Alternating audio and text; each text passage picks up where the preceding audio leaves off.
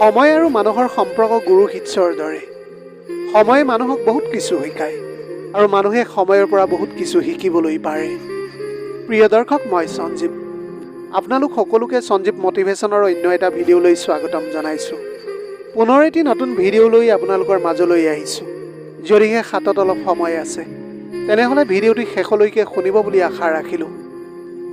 নাৰীৰ অভিমান বুজি পালে ভালপোৱা বাঢ়ি যায় আৰু নুবুজিলে দূৰত্ব বাঢ়ি যায়।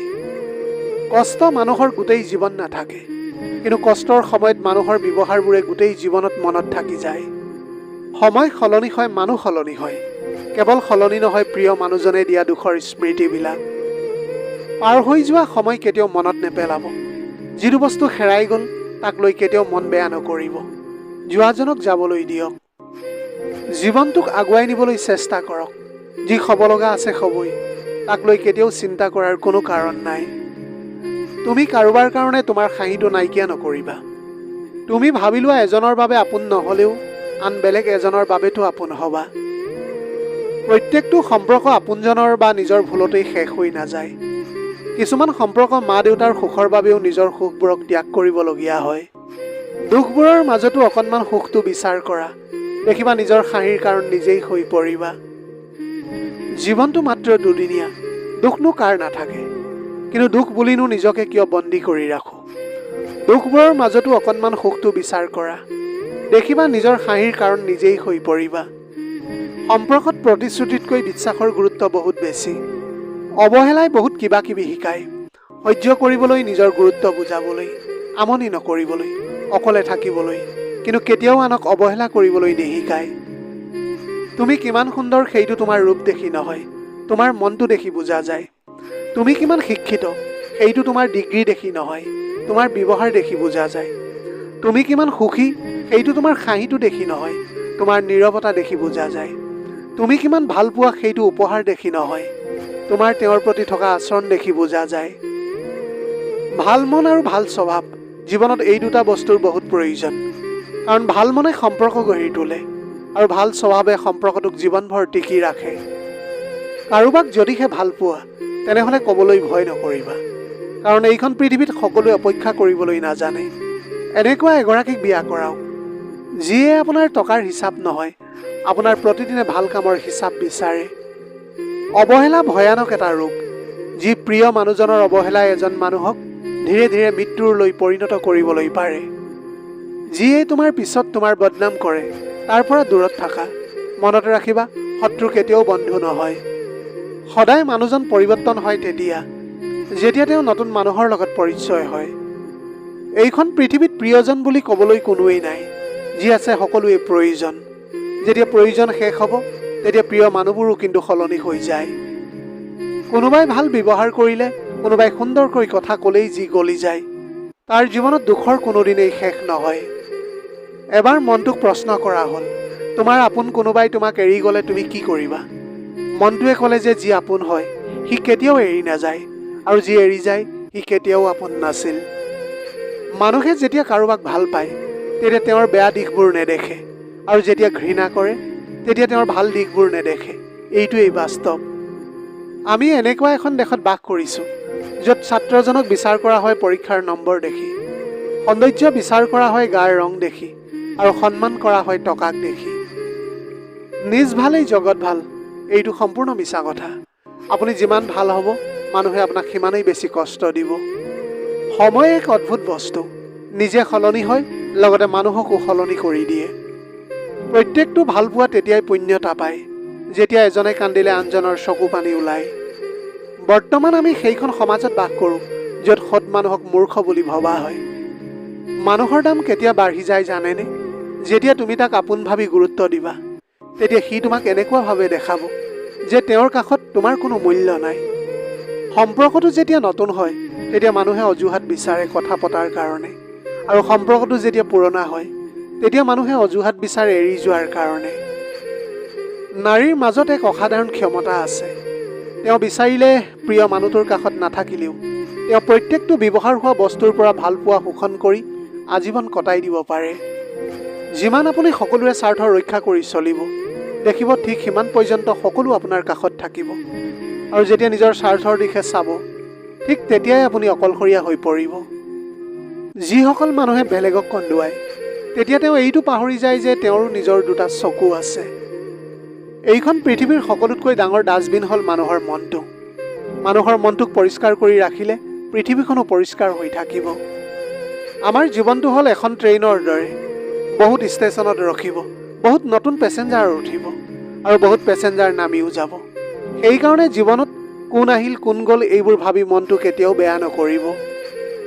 জীৱনত যদিহে তুমি এনেকুৱা কিবা এটা কৰিবলৈ বিচৰা বা কিবা এটা পাবলৈ বিচৰা যিটো তুমি আগতে কেতিয়াও পোৱা নাই, তেনেহ'লে তাৰ কাৰণে এনেকুৱা কিবা এটা কৰিব লাগিব যিটো তুমি আগতে কেতিয়াও কৰা নাই। এনেকুৱা কাম কৰি যোৱা যে তুমি হাঁহি হাঁহি মৰিবা আৰু জগতে তোমাৰ কাৰণে কান্দিব। কাৰোবাক অতিৰিক্ত ভাল নাপাব, কাৰণ অতিৰিক্ত ভাল পালে তোমাৰ নিজৰে এই 4টা ক্ষতি হ'ব। 1 নম্বৰ, অতিৰিক্ত ঘনিষ্ঠতাৰ কাৰণে তুমি তেওঁৰ কাষত বহুত সস্তা হৈ যাবা। 2 নম্বৰ, বিচাৰিলেও বহুত বেছি ব্যক্তিগত কথাবিলাক ক'বলৈ নোৱাৰিবা। 3 নম্বৰ, নিজস্বতা হেৰুৱাবা। 4 নম্বৰ, বহুত সময় অতিৰিক্ত ভাল পোৱাৰ কাৰণে আমি আমাৰ সংগীক একো ক'ব নোৱাৰোঁ। কিবা যদি দুখ কৰে তেন্তে তাক আমি একো ক'ব নোৱাৰোঁ।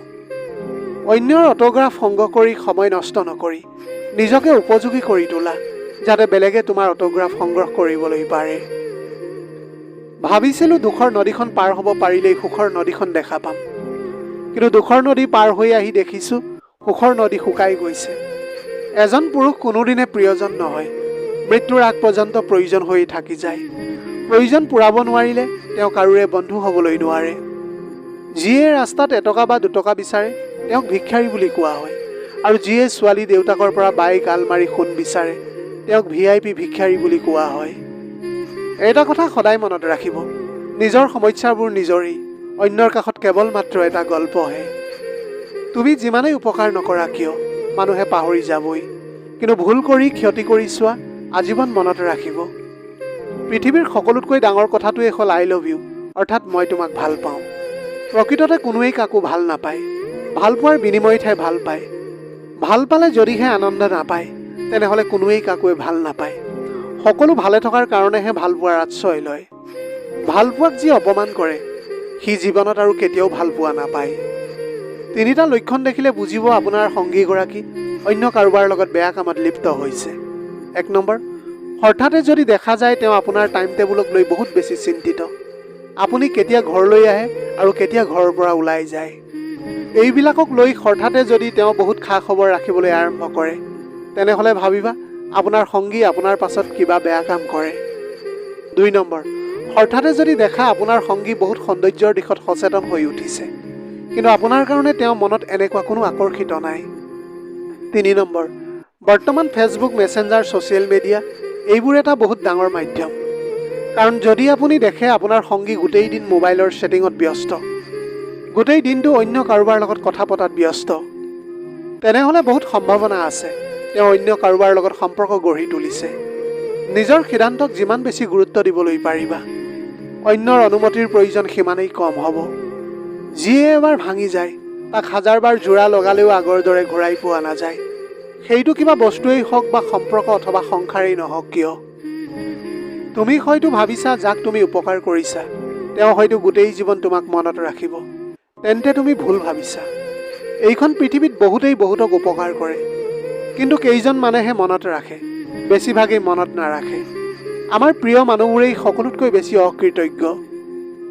যদি বহুত ভাল কিবা এটা কৰিবলৈ নোৱাৰা তেন্তে সৰু সৰু কামবোৰ বহুত ভালভাৱে কৰা। কোনোবা মানুহৰ সম্পৰ্কে জানিবলৈ হ'লে তেওঁ তাৰ সমান পৰ্যায়ৰ লোকৰ লগত কেনেকুৱা ব্যৱহাৰ কৰে সেইটো লক্ষ্য নকৰি বৰঞ্চ পাছত থকা লোকৰ লগত কেনেকুৱা ব্যৱহাৰ কৰে সেইটো লক্ষ্য কৰা উচিত। মানুহে দান কৰি কোনো দুখীয়া নহয়, কাৰোবাক সৰু কৰি ডাঙৰ হোৱা নাযায়, কাৰোবাৰ কিবা কাঢ়ি লৈ সুখী হোৱা নাযায়, কাৰোবাৰ জীৱন নষ্ট কৰি নিজৰ জীৱন কেতিয়াও সজোৱা নাযায়। মানুহৰ অহংকাৰ মিলি যাব এদিন হয়তো মাটিত। আজি যি ৰজা কালিলৈ তেওঁ ভিক্ষাৰীও হ'ব পাৰে। গোটেই খেলখনেই হৈছে সময়ৰ। জীৱনত সকলোক লৈ খেলা, কিন্তু কাৰোবাৰ জীৱন, মন আৰু মান সন্মানক লৈ কেতিয়াও খেলা নকৰিবা। আজি যি তুমি আনক দিবা সেইটোৱেই তুমি ঘূৰাই পাবা, সেইটো সন্মানেই হওক বা বিশ্বাসঘাতকতাই হওক। কিছুমান মুহূৰ্ত কেতিয়াও অতীত হৈ নাযায়, কিছুমান স্মৃতি কেতিয়াও চুৰি কৰা নাযায়। অনুভূতি কেতিয়াও লুকুৱাই ৰখা নাযায় আৰু কিছুমান প্ৰিয় মানুহৰ সম্পৰ্ক শেষ হৈ গ'লেও কেতিয়াও পাহৰিবই পৰা নাযায়। আচলতে মনে মনে থকাৰ কাৰণে কেতিয়াও লজ্জিত নহয়, কিন্তু কথা কোৱাৰ কাৰণেহে মানুহ বহুবাৰ লজ্জিত হৈ পৰে। এইখন স্বাৰ্থপৰ পৃথিৱীত কাকোৱেই আপোন বুলি নাভাবিবা। এইখন পৃথিৱীত সকলোৱে সপোন দেখুৱাই মাজ বাটতে এৰি যায়। এইটোৱেই স্বাভাৱিক। ভালপোৱাৰ মাজত অলপ ভয় থাকিলে সেই ভালপোৱা মধুৰ হয়, কিয়নো হেৰুৱাৰ ভয়ত প্ৰিয়জনৰ প্ৰতি ভালপোৱা আৰু বহুত বাঢ়ি যায়। ভুলৰ পৰা নতুন শিকাৰ নামেই হৈছে জীৱন। যি ভুলৰ পৰা কিছু শিকিব, তেওঁই বাস্তৱ জীৱনত সফল হ'বলৈ পাৰিব। কুকুৰটো মাৰ খায়ো বিশ্বাসী হয় আৰু মানুহে মৰম স্নেহ পায়ো কিন্তু বেইমানী হয়। জীৱনৰ সৰু 3টা মন্ত্ৰ। বেছি আনন্দত কাকোৱেই কথা নিদিবা। খঙৰ সময়ত কেতিয়াও উত্তৰ নিদিবা। দুখৰ সময়ত কেতিয়াও বেয়া সিদ্ধান্ত নল'বা। সদায় নিজৰ ওপৰত বিশ্বাস ৰাখক যে তোমাৰ দ্বাৰা সকলো সম্ভৱ। জগতত এনেকুৱা কোনো কাম নাই যি তুমি নোৱাৰা। এই সংকল্প লৈ আগুৱাই যোৱা সাফল্য তুমি নিশ্চয় পাবা। সদায় এই 3 ধৰণৰ মানুহে আপোনাক সত্য কথাটো ক'ব। 1 নম্বৰ সৰু ল'ৰা ছোৱালী, 2 নম্বৰ মদাহী মানুহ, 3 নম্বৰ খঙৰ সময়ত থকা ব্যক্তিজন। মন বেয়া কৰিনো কি কৰিব? সকলোৱেতো তোমাৰ মা নহয়, যি সকলো সময়ত ভালপোৱা দি মনটো ভাল কৰি দিব। আচলতে স্বামীতকৈ আপোন কোনোৱেই নহয়। নিৰ্দিষ্ট এটা বয়সৰ পাছত মা দেউতাৰ কাষতো ছোৱালীজনী বুজা হৈ যায়। কিন্তু স্বামী নামৰ মানুহজনে অমৃত্যু পৰিশ্ৰম কৰি যায় পত্নীক সদায় ভালে ৰখাৰ কাৰণে। সঁচাই আমাৰ ভাগ্যখন বৰ অদ্ভুত। যাক পোৱা সম্ভৱ নহয় তাকে সকলোতকৈ বেছি ভাল পাবলৈ মন যায়। মানুহে কাষলৈ অহাৰ সময়ত হাতখন আগবঢ়াই দিয়ে আৰু আঁতৰি যোৱাৰ সময়ত দেখায় অৰ্জুহাত। আনৰ দুখ দেখি উৎসাহী নহৈ আনৰ দুখ দেখি নীৰৱে ভাবা সুখী হ'ব পাৰিবা। মূৰ্খক কেতিয়াও উত্তৰ নিদিবা। জ্ঞানীক কেতিয়াও প্ৰত্যাখ্যান নকৰিবা। ভালক কেতিয়াও যাবলৈ নিদিবা আৰু বেয়াক কেতিয়াও আপোন নকৰিবা। ভাল পাবলৈ কেৱল লাগে মন আৰু তাক জীয়াই ৰাখিবলৈ লাগে ত্যাগ, মনৰ জোৰ আৰু সাহস। আপোন মানুহ কেতিয়াও পৰ নহয়। যদি পৰ হয় তেতিয়া বুজি লোৱা তেওঁ কেতিয়াও তোমাৰ আপোন নাছিল। তেওঁ সময় কটাবলৈ আপোন হৈছিল। সহজ সৰল মানুহবোৰ বহুত ভাল। এওঁলোকে নোৱাৰে কাকোৱেই ঠগিব আৰু নোৱাৰে নিজৰ স্বাৰ্থ সিদ্ধি কৰিবলৈ। এই ধৰণৰ মানুহবোৰেই সমাজত সকলোতকৈ বেছি অৱহেলিত হয়, বৰঞ্চ ঠগো খায় বেছি। সময় আৰু পৰিস্থিতি যিমানেই বেছি জটিল হ'ব সিমানেই তুমি মানুহ চিনিবলৈ পাৰিবা। শিক্ষিত অশিক্ষিতৰ ওপৰত এজন ভাল মানুহ ভাল নে বেয়া নিৰ্ভৰ নকৰে। নিৰ্ভৰ কৰে ব্যক্তিজনৰ মানসিকতাৰ ওপৰত।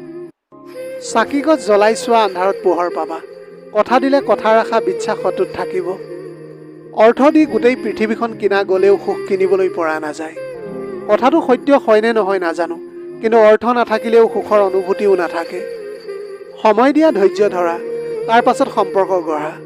মনত ৰাখা, হঠাতে গঢ়ি উঠা সম্পৰ্ক হঠাতেই হেৰাই যায়। সদায় সম্পৰ্ক সেইসকল ব্যক্তিৰ লগত ৰাখক যাৰ পৰা সন্মান আৰু বেয়া দিনত কাষত পোৱা যায়। নহ'লে এনেই সম্পৰ্কৰ তালিকাখন দীঘলীয়া কৰি কোনো লাভ নাই। যদিহে দান কৰে তেনেহ'লে কেতিয়াও ধন নকমে। ক্ষমা কৰিলে কেতিয়াও ক্ষমতা নকমে আৰু নম্ৰতা ব্যৱহাৰৰ বাবে কেতিয়াও সন্মান কমি নাযায়। কিছুমান মানুহে দিয়া আঘাত মুখেৰে মাফ কৰি সহজতে দিয়া যায়, কিন্তু অন্তৰৰ পৰা গোটেই জীৱন মাফ কৰিবলৈ পৰা নাযায়।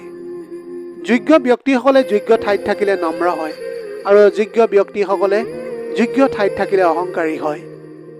বিফলতাৰ পৰা জন্ম হয় সফলতাৰ আৰু প্ৰতিটো আঘাতৰ পৰা জন্ম হয় অভিজ্ঞতাৰ। মানসিক যন্ত্ৰণাতকৈ ডাঙৰ যন্ত্ৰণা একোৱেই হ'ব নোৱাৰে। এই যন্ত্ৰণাই মাথো মনটোক নহয় মগজুকো নষ্ট কৰি দিয়ে। এজন ব্যক্তিয়ে যেতিয়া মানসিকভাৱে ভাঙি পৰে তেতিয়া তেওঁ সঠিক এটা সিদ্ধান্তও ল'ব নোৱাৰা অৱস্থা হৈ পৰে। বিপদৰ সময়ত সাহস দিয়াজন অচিনাকি হ'লেও হৃদয়খনত স্থান পায়। বিপদৰ সময়ত সাহস দিয়াজন অচিনাকি হ'লেও হৃদয়খনত স্থান পায়, কিন্তু বিপদৰ সময়ত আঁতৰি যোৱাজন তেজৰ আপোন হ'লেও কিন্তু মনৰ পৰা আঁতৰি যায়। জীৱনত যেতিয়া সমস্যা আহে তেতিয়া ভয় নকৰিবা। ভাগৱত গীতাত কৈছে যে প্ৰতিটো সমস্যাৰ লগে লগে সমাধানৰো জন্ম হয়। বৰ্তমান সময়ত ভদ্ৰতাৰ অন্য এটা নামেই হৈছে দুৰ্বলতা। তুমি যিমানেই বৰ্তমান সময়ত ভদ্ৰতাৰ অন্য এটা নাম হৈছে দুৰ্বলতা। তুমি যিমানেই ভদ্ৰ হ'বা আনে তোমাক সিমানেই দুৰ্বল বুলি ভাবিব। সঁচা কথা কেৱল ক'বলৈ নহয়, সঁচা কথাটো শুনিবলৈ বহুত সাহসৰ প্ৰয়োজন হয়। এই 2 ধৰণৰ পত্নীয়ে স্বামীক এৰি অন্য পুৰুষক শৰীৰ দিয়ে। 1 নম্বৰ, যি পত্নী স্বামী উপাৰ্জনৰ ওপৰত সন্তুষ্ট নহয়। 2 নম্বৰ, যি পত্নীৰ স্বামীৰ সামৰ্থ্যতকৈ চাহিদা বেছি থাকে। আমাৰ মৰমৰ মাগৰাকী হ'ল এনেকুৱা এটা বেংক য'ত আমি আমাৰ সকলো খং অভিমান কষ্ট জমা কৰি ৰাখিব পাৰোঁ। আৰু দেউতা হ'ল এনেকুৱা এখন ক্ৰেডিট কাৰ্ড যাৰ সহায়ত আমি পৃথিৱীৰ সকলো সুখ কিনিবলৈ পাৰোঁ। সদায় পত্নীগৰাকীৰ মূল্য তেতিয়াই বুজি পাবা যেতিয়া তুমি অসুস্থ হৈ বিচনাত পৰি থাকিবা। তেতিয়া পত্নীৰ অবিহনে সেৱা কৰিবলৈ কাকোৱেই নাপাবা। পত্নী স্বামীৰ বাবে আটাইতকৈ ডাঙৰ শুভাকাংক্ষী। মানুহে দুখ কষ্ট পাহৰি যাব পাৰে, কিন্তু আপোনজনৰ পৰা পোৱা বিশ্বাসঘাতকতা কেতিয়াও পাহৰিবলৈ নোৱাৰে। সন্মান কৰাটো ভাল, কিন্তু সিমানখিনিয়েহে যিমানখিনিত নিজৰো সন্মান অটুট থাকে। আৰু গুৰুত্ব দিয়াটোও ভাল, কিন্তু সিমানখিনি যিমানখিনিত নিজৰ যোগ্যতা সৰু হৈ নাযায়। নিজৰ সন্তানক কেতিয়াও ধনী হোৱাৰ শিক্ষা নিদিব, পাৰিলে সুখী হোৱাৰ শিক্ষা দিয়ক। ইয়াৰ ফলত যেতিয়া তেওঁলোক ডাঙৰ হ'ব, তেতিয়া আপোনাৰ অনুভূতিৰ মূল্য দিব অৰ্থৰ নহয়। জীৱনৰ 5টা চৰম সত্য। 1 নম্বৰ, মা দেউতাৰ দৰে কোনেও আপোনাক ভাল পোৱা নিদিয়ে।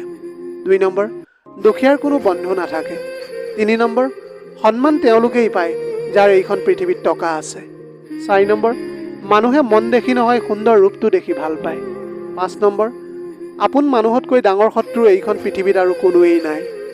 প্ৰিয় দৰ্শক, যদিহে আপুনি আমাৰ ভিডিঅ'টো চাই ভাল পালে, লাইক কৰিব, কমেণ্ট কৰিব আৰু ভৱিষ্যতে এনেধৰণৰ ভিডিঅ'বিলাক পাই থাকিবলৈ আমাৰ চেনেলটো ছাবস্ক্ৰাইব কৰি দিব।